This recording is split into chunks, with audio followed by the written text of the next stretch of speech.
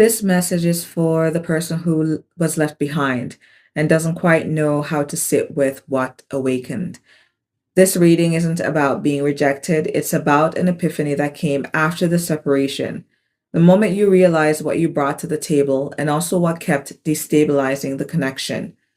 What's coming up strongly here is envy that turns into anger faster than you'd like to admit. Not because you're a bad person, but because compassion hits a security wound that was never fully tended to. When emotional intelligence is reversed, it doesn't mean there is no emotional depth.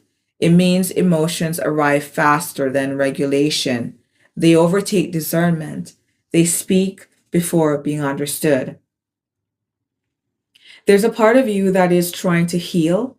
That's what the recording energy is about. Journaling, speaking things out loud, therapy, voice notes, processing. But there's also a split happening. One part that wants relief, another part numbs, distracts, or withholds compassion, even convincing itself it doesn't care. Depression can do that. So can shame, so can envy when it's not acknowledged. Spirit is asking you to slow the narrative down, not rewrite the past to protect your pride, not villainize the other person, not crown yourself the misunderstood hero either. Just slow it down. The separation didn't happen because you weren't valuable. It happened because your energy came through as scattered, inconsistent, and unreliable for long term growth. That's not a character flaw, it's a signal. And here's a hard truth delivered gently.